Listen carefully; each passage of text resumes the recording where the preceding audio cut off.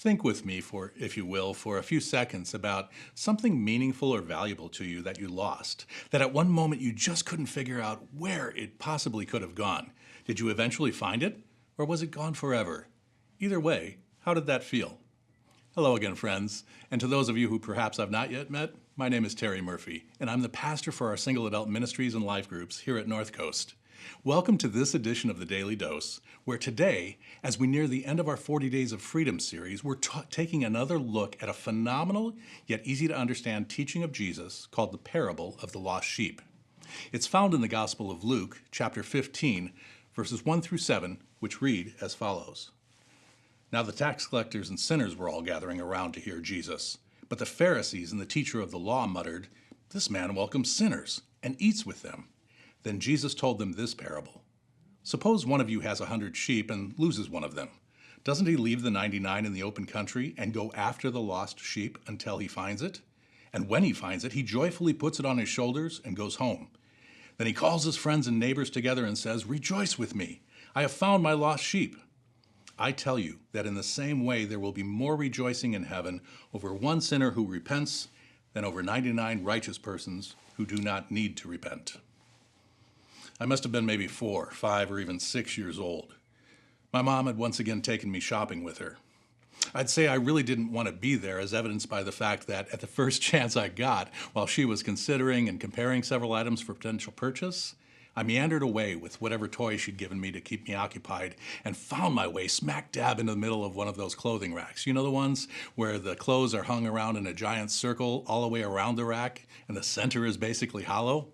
At my then young age, it was like the perfect teepee-style fort. I could peer out through the clothes and keep tabs on my mom every once in a while, until one time I couldn't. When I looked up and out from whatever I was playing with, she'd suddenly disappeared. And shortly thereafter I heard it, my name being called over the loudspeaker, asking me to report to the customer courtesy counter where a concerned party was waiting for me. I was mortified, and then I was angry. And when I reported to the courtesy desk and saw Mom standing there with the store clerk, let's just say I made them aware of my unhappiness. But you know what they did? They all started clapping, hooting and hollering like I'd just come back from the dead or something. Again, I was mortified. Mom stepped forward and gave me one of those smothering hugs and said something like, "I was so worried about you." You know, while young me just couldn't understand what all the fuss was about, now that I'm older and a parent, I get it. I acted wrongly. And you know, there's a certain freedom in being found, or even being found out. There's freedom in knowing that God knows everything about us, where we are and what we're up to at all times. And yet, he still loves and desires relationship with us. And even when we don't necessarily want to be found or feel like we need rescuing, he lovingly and persistently pursues. It's as though he feels like he had to, much like with the Samaritan woman at the well. There's freedom in having that burden of feeling like you have to keep something hidden and guilt and shame lifted off of you. He continues to seek and pursue us because he loves us and he wants ongoing relationship with us. While aware of our sin, instead of condemning us in it, he meets us in it. He paid the penalty for it on our behalf and leads us to a new way. Each and every one of us, his creation, is of great value in his sight, and he doesn't want to lose us. Where have you run to today? In what have you gotten yourself lost? Are you ready to experience the freedom that being found brings?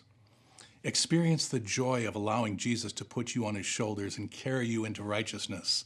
Acknowledge your need for a saving faith and a redemptive relationship with him that will bring joy to all of heaven. Jesus said it. Be found by him today.